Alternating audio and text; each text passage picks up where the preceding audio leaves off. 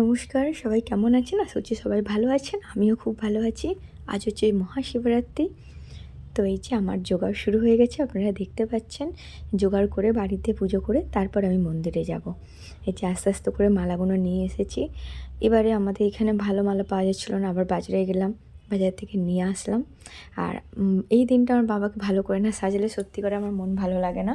আমার মনে হয় যত রকম যাই হোক করে আমি বাবার সেবা করতে পারলে আমার মনে শান্তি হয়।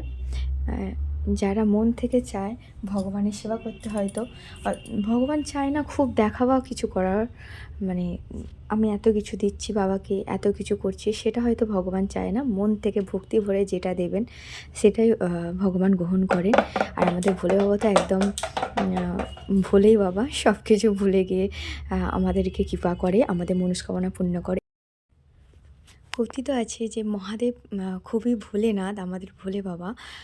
যদি সারা বছর কেউ তার পুজো না করে, তার স্মরণ না করে, এই দিনটা মহাশিবরাত্রির দিন যদি কেউ তাকে স্মরণ করে এবং তার জন্য উপবাস রাখে, তিনি তার সব মনস্কামনা পূর্ণ করে, সব কিছু তার মনোবাঞ্ছা পূর্ণ করে।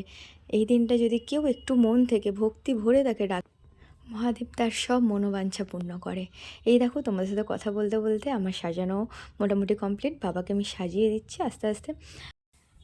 আর এই বছর নিয়ে বাবাকে আমি সেবা করছি 3 বছর। মানে বাবা আসেন আমার কাছে শিবরাত্রির আগেই আসে, 3 বছর আগে। আর দেখতে পাচ্ছ একটু মাটির বাবা যেহেতু আমার, সেই জন্য চান করানোর ফলে একটুখানি মাটির মানে জেল্লাটা কমে গেছে। তো এবছর আমার রং করার কথা ছিল, কিন্তু আমি কাউকে তো দিতে পারবো না, আমাকে নিজেকেই করতে হবে। আর সময়ের অভাবে আমি করতে পারিনি। দেখি কদিনের মধ্যে আমার করার ইচ্ছা আছে। এবছরে করার ইচ্ছা ছিল আগেই, কিন্তু পারিনি। এই যে এবার আমি বেরোচ্ছি, মন্দিরে যাচ্ছি। বাড়িতে মোটামুটি পুজো হয়ে গেছে, আবার এসে একটু করব। এখন মন্দিরে গিয়ে পুজোটা দিয়ে আসি, অনেকটা রাত হয়ে গেল। তারপরে এসে আবার বাড়িতে করবো। এই দেখো, আমি মন্দিরে এসে গেছি, লাইনে দাঁড়িয়ে আছি। আর মানে আমি 11টার পরে আমি গিয়েছি, তাও দেখো 5-6 জনের পরে আমি লাইনে ছিলাম। ধীরে ধীরে এগোচ্ছে লাইনটা, আমি দাঁড়িয়ে আছি। এই যে সবার হয়ে গেছে পুজোটা, এবার আমি এসেছি পুজো দিতে।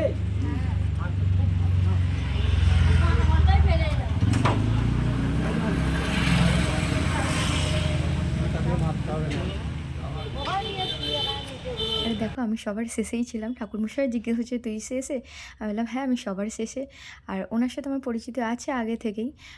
ওনার সাথে আগে আমি মন্দিরে যেতাম, তো ওনার সাথে আমার কথা হতো আগেও।